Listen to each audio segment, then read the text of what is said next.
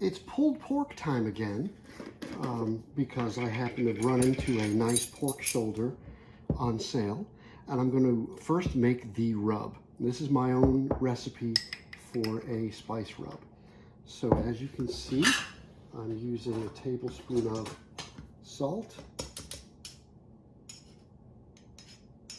I want to get a nice even tablespoon. I need 2 tablespoons of salt. Interesting.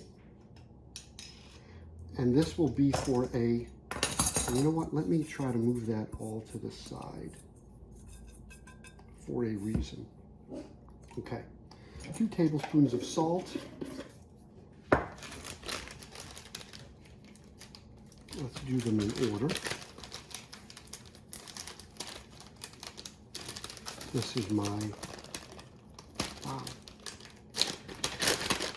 paprika. 2 tablespoons of paprika. Try to put them next to each other. Looks like I'll be ordering some new paprika, right? 2 tablespoons of ancho chili powder. And this is not a very spicy chili powder, but it does have a little bit of heat. So it looks like I'll be ordering more ancho as well.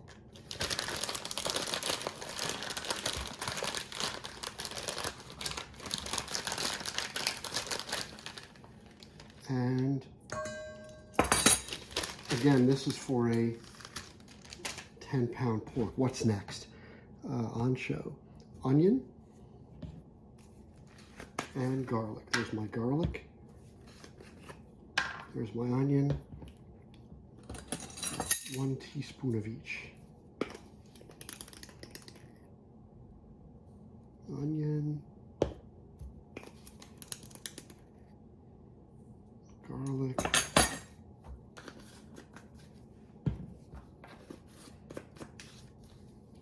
fresh black pepper.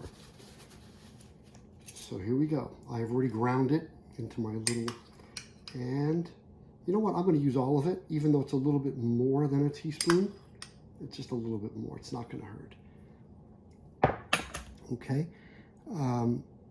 Black pepper. Then I've got half a teaspoon of sage. Sage is here.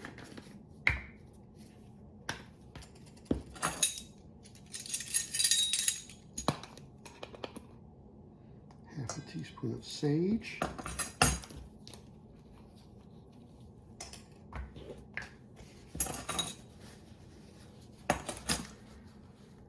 Half a teaspoon of savory. Where's my savory? Here's my savory.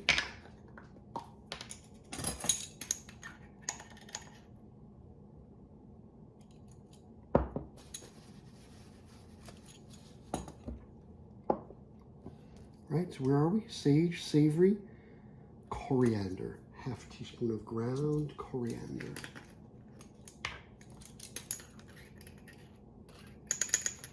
And usually what I do is I'll put this rub on my pork just before I put it out on the grill. But today, I'm going to put it on in the morning, and I'm going to get the pork out onto the grill this evening. Okay, we did sage, savory, we did the coriander. Let's do celery seed. That's a half a teaspoon of celery seed.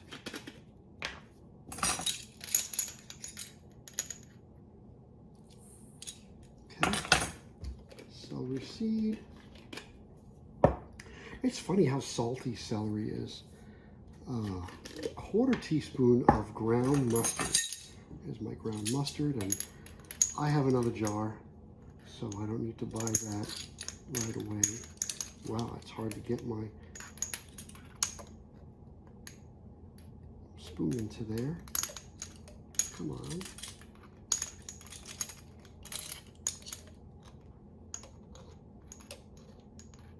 Holy crap.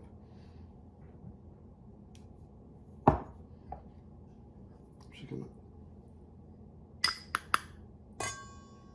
okay. And then these last two, it says an eighth. Ground cloves go a long way. And I don't have an eighth. I'm just gonna try to eyeball less than, about a half of a quarter. So there's my clove. And believe it or not, this last one, star anise, ground star anise, I mean, it is fragrant. And I'm gonna put just under a half on that. And believe me, that little bit goes a long, long, long way. And that's it. So that's the whole rub mixture. Let's see, can we get a good shot of that? Yeah. All right, what we're gonna do also is, let's see, right there, they all are mixed together. I'm going to now see if I can get a good picture of it. Is that taking a picture? Alrighty, so yesterday I happened to be at Stop and Shop, and they had this pork shoulder on sale. I mean, for 10 bucks. I know people that spend $50 on a 10-pound pork shoulder. This is an 8-pound pork shoulder, and let's face it, it's going to get rubbed with my rub, and then it's going to go out on the smoker for 18 hours. I don't think you're going to be able to tell the difference between a $50 and a $10 pork shoulder. But hey, what do I know? Anyhow, I'm going to get this unwrapped, rinsed, get all the blood off of it, and I'm going to start putting some rub on one side of it and let it sit for a while, and then we'll do the other side. And then later on tonight, like around 6, 7 p.m., we're going to stick it out on the egg, and we're going to do a nice pork shoulder. It's going to be an 18-hour pork shoulder. That meat is going to reach 200 degrees internal temperature. That's Fahrenheit. Alrighty, so here is actually, you know what I'm going to do? I'm going to show you both sides. So this is the fleshy side, and if I flip it, there's the skin side, and there's a lot of fat on the inside. I'm going to do it in sections. So first I'm going to, that's a little bit of wax paper. I'm going to do this side. And I have the wax paper down specifically because the pan I'm using is textured, and I don't want any of the rub that flakes off to go into the texture and get lost. So I want everything I want to try to retain as much rub as possible. Now I'm not going to go crazy with this because I'll probably do 2 applications of it. But see, that's just 1 tablespoon, and I'm just going to kind of roll it out. Put another little bit, okay? And then I'm going to use my fingers. Well, I don't want to use my fingers yet because my fingers are actually going to be wet and then absorb the rub. So I want to see if I can get it spread out to the edges as much as possible without actually touching it with anything wet, so that I get a nice even coating of it. And you see how some of it's falling off? That's fine. So I'm just going to let it sit like this for a little while, and then I'll turn it and do the other side. And of course I want to try to get, I want to try to get the sides coated. Those are always more challenging. But you see how it goes here. And we're just going to get this nice and coated. And the reason why I'm doing it early, I'm going to scoop up that little bit. I'm doing it early. I want to see if it makes a difference if I let this rub permeate the meat, if it makes for a more flavorful pulled pork. And my suspicion is that yes, it will. Though there's there's many different schools of thought on that. Some people say, yeah, you don't need to rub it for long because it's not going to make much difference. I think it's going to make some difference by doing it early. So that's it. And I know I'm boring the hell out of you with this. I'll probably edit some of this out of the video so that, you know, we're only doing action shots here. Actually, you see how I'm just scooping up some of the rub from the side and then applying it to the side. And I'm just trying to economize on how much I use, because I certainly want to have some left over for before we go outside to apply a little bit more rub before it actually goes out on the grill. So all of this that you see that's falling down, I'm just trying to pick it up and rub it in. And this is what I was talking about. You see how it gets on your hands, and that's pretty much all wasted rub at this point. But see how I can pick it up because I'm on the wax paper. I don't waste as much as if it was in a flat pan, right? See if I can get some rubbed into there. And that's it. I'm going to leave it alone now for a little while, then I'm going to turn it and rub the other side. And then it's going to sit all day and hopefully absorb some of this deliciousness. This is the other side of the pork. This is the skin side up. I just wanted to show that to you, and it's just a very short. Right, so I happen to have, I don't know, about a half a bag of this Wicked Good charcoal, and then I have some of this Jealous Devil, and I want to get my firebox filled up. So I'm going to take the biggest chunks out of the Wicked lump, and then I'm going to top it off with the chunks because I want an 18-hour fire. Okay, so I have the vent at the bottom fully opened. As you can see inside my firebox, I have some old coal in there. Normally I would clean the whole thing out and then start with a piece like this in the bottom, but I don't feel like cleaning it all out. So I'm going to just put that giant piece down there, and then I'm going to empty my Wicked bag.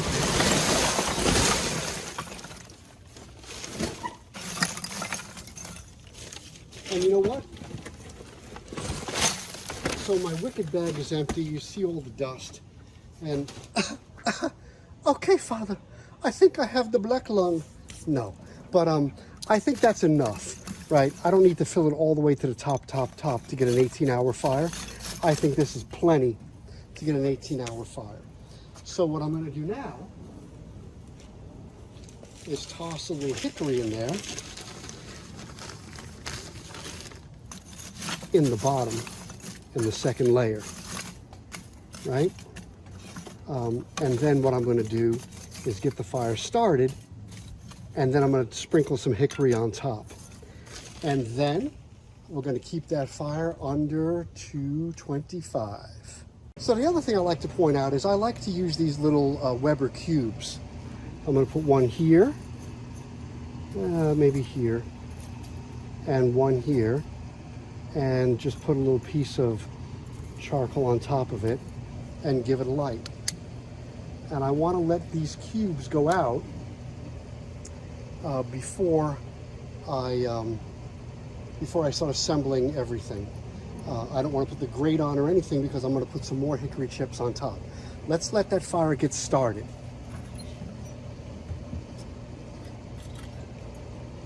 So I'll be back in about, I don't know, 5 minutes. All right, let's see how the fire's going. So you see the starters are still there. They're not totally spent, but they're lighting up that top piece of coal, and that's what I want.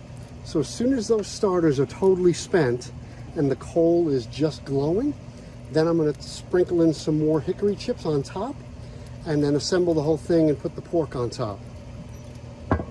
Let it go. All right, you see how if I blow lightly, we got a glowing flame? That's perfect. Now I'm going to sprinkle some hickory on top. Okay, this is the last of my hickory, so I'll be buying more. But like I said, I have some hickory in the middle. You know what? I'm going to go get a little cherry wood too while I'm at it, since I'm a little light on hickory. Okay, So I got some cherry wood chips. So we'll just do a little sprinkle of that. I want to make sure I get a nice smoke rind on the pork. So let's just do it up. Okay, so now, first step is put down the grate. Then we put down my old broken pizza stone.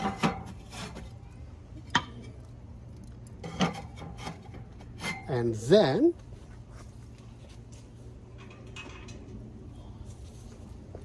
the pork. And the pork is in a grate above, so it's not going to be in direct heat. I've got my probe in the pork, so that means we're going to get the meat temperature red. Ooh, that's hot. The grill's hot, actually, a little bit. Throw in my thermometer, which we can't see from that angle. Hold on. Okay, so you see there's nothing happening there. And now what I'm going to do is come out every 5 minutes just to make sure we don't get past 225. And while that's going on, I'm going to select pork. Okay, and I'm going to plug this guy in, and that should register. Let's see if it registers.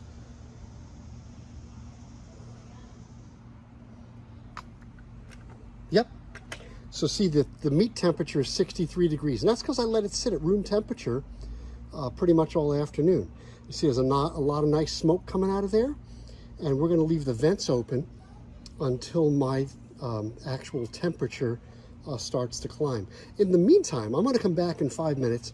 I'm now going to alert the neighbors that there are going to be bells going off in my yard and not to be alarmed. So ever since I closed that vent to that opening and I put that lid on, it's been staying at that temperature. So I'm going to come back in an hour and double check, but that should stay at that temperature until tomorrow. But I'm going to check it every time I think about it. So I waited a little bit more. I waited another hour, and you see how the temperature climbed. So I closed it a little bit more. Maybe I need to close it all the way, I don't know. But I don't want it to go above 250. I really want to keep it around 225. So we'll just keep an eye on it. And the pork temperature is already at 99. So I opened the vent a bit.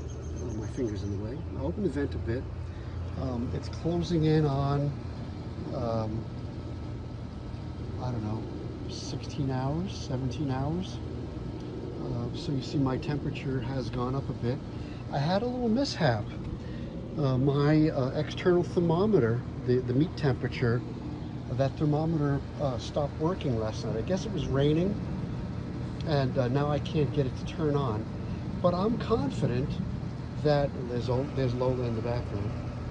I'm confident that after 18 hours with this thing, I'm going to get this temperature up to, I don't know, 350 for the next hour.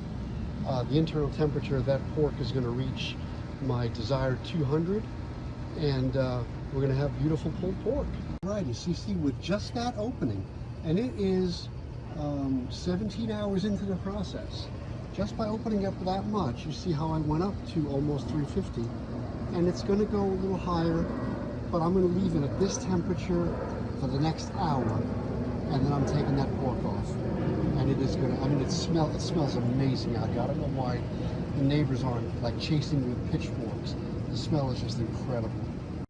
Okay, so you probably can't see it. You probably can't see it, but I'm going to show you that the thermometer in the egg was at about 400. Okay. And as you know, I had a thermometer malfunction, but this is coming off. And I'm going to take my trusty instant read and just pop it in.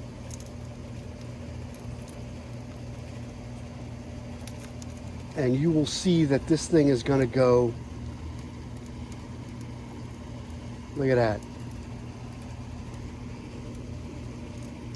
Yep. We're at 200. We're over 200. So this pork is officially done. So I'm going to take it off that fire right now.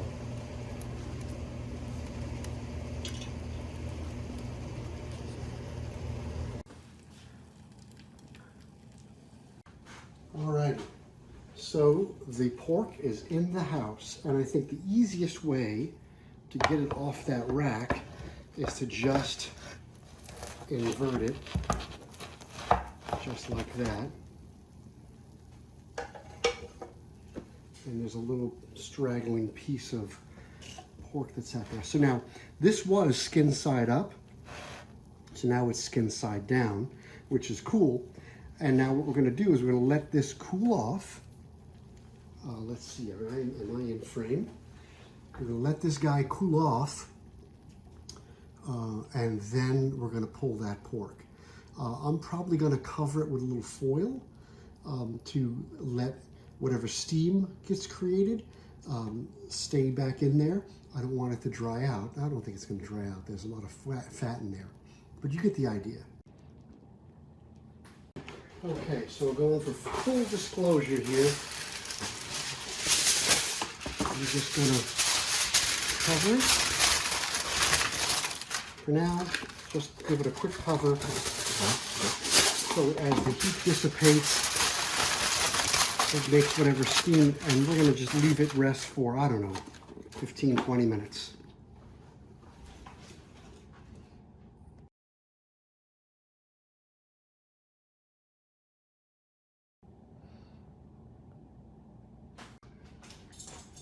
Okay, so let it sit for about a half an hour.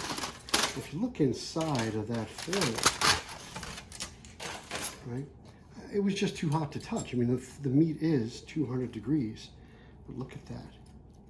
Look at that, would you? I'm just, oh my God. That's just crazy, right? Look at that steam coming out of there. So it's still very, very hot. Look at that bone just coming out of there clean. That's just crazy. It's still too hot to touch, but now I'm going to take a taste out of the middle here because, oh my God, because it doesn't even have any rub on it. And what we're going to do is blend it all. I'm going to pull it, and we're going to mix what's inside with what's outside. Oh, wow.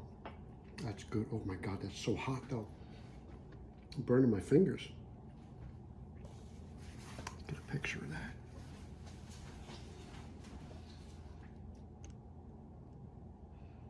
Okay. So, Lola approves. I'm going to take a nice little piece here with a little crust on it. And a little bit more from here. And I'm going to bring that across the street to Dave. Let him give us his opinion on it. Look at that. Now this is going to have a lot of flavor because it's near the edge. Let's get a bite of that. It's pretty damn good. All right, so we're going to pull this shortly. It's still very hot to the touch. In the meantime, alrighty. So you see I'm pulling the pork. And, I mean, look at that. Look at the way it just flakes apart. And it has cooled off a bit. I can actually touch it with my fingers now. But look at that. That's just... And the trick is, you've got to get it to 200. If you don't get it to 200 degrees, this doesn't happen. You get a very nice roast, but it doesn't pull like this. And what I'm going to do now is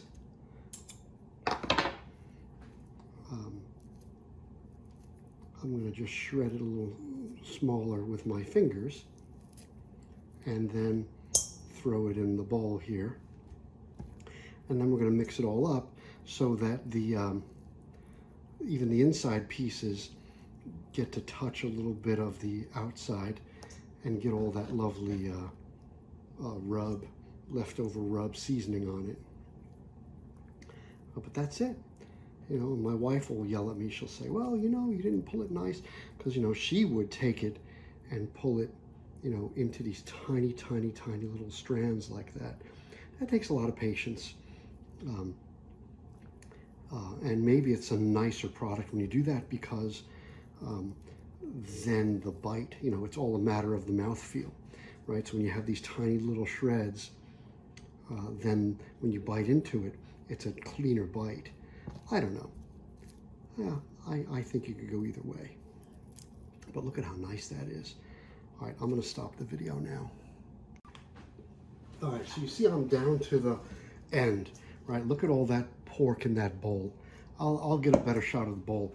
But you see, now I've got some parts of the skin on the back that are kind of crackling. Now, I'm not going to be able to deep fry this to make like a chicharron out of it, you know, the pork rinds. But I can take some of this pork rind that's not too tough, chop it into smaller pieces, and then add it on top as a nice flavoring. Just want to make sure I don't put any really, really tough pieces in there. I don't want anybody breaking a tooth. But look at that, how it crackles, huh? Look at those little bits of meat in there. Isn't that beautiful? And I'm going to try to chop up a little bit of that pork rind without chopping up my fingers, and add it to the whole mix. These little crunchy pieces right here, they're like a hybrid of the end of the pork where the skin met the meat. Oh my God, that is just, oh, that's like the best part. Wow. Oh, that's fantastic. All right, that's enough. I'm gonna try to clean up now. Alrighty, last part. So, funny story about this knife. It's not a very good knife at all, but I was at one of those places. It was one of those Kitchen Depot, you know, one of those in that exposition hall. And, you know, they were demonstrating their cookware and whatnot. And they said, any knife on the table for $10. And, you know, they were expecting most people to go for some other knife. And I said, give me a 12-inch chef's knife. And then they were like, oh. But they had to give it up because they offered it. So I got this knife for like 10 bucks. And for 10 bucks, it is a pretty nice knife. Look at the way it goes through that rind. And I'm able to get a nice edge on it. I have a nice stone. And basically, I'm going to take some of this rind like this. Well, maybe not that. That's going to be a little bit too tough. You break a tooth on that. Maybe this one. Oh, yeah. See how it goes right through it, nice and easy? So that you can eat without breaking a tooth. This one, maybe not so much. How about this one? Let's see. And the thing is, yeah, see, that's a little bit tougher. Maybe I can't do it to this one either. Hold on. No. I don't want to put any really, really hard pieces into this, because then you wind up biting down on it, and next thing you know, you ain't got no teeth left. All right, that's it. Okay, so if you live in the Northeast, you can't eat a lot of pulled pork. If you live in Memphis, you can eat a lot of pulled pork, because if you live in Tennessee or Louisiana, the medical industry allows you to have higher cholesterol than you're allowed to have in New Jersey. This is a fact. No, it's not. I'm just teasing. But the way I deal with my pulled pork is like this. I'm going to have a little pulled pork sandwich on a little brioche bun, and that's it. I'm not going back for seconds. All right? And I've already tasted it without sauce, and it's delicious without the sauce. But I do like to dress it up sometimes. This is one of my favorite barbecue sauces from Dinosaur. This is another one of my favorite barbecue sauces, Stubbs. I love Stubbs. And they have a variety of different flavors. I like the Stubbs original. So I'm probably going to dress it up with a little dinosaur, and I'm going to have a little coleslaw on the side. So there it is with my slaw on my plate. I'm not going to go crazy with the sauce. I'm just going to top it with a little bit of the dinosaur, and that's it. And man, oh man, I'm going to enjoy it. You know what? You can't see my face. You know, I've been trying to do this whole, remember the Home Improvement show where the neighbor, you couldn't see him, he was over the fence? Yeah, that's me. Oh man. Oh, that's so good. Wow. Okay, enough.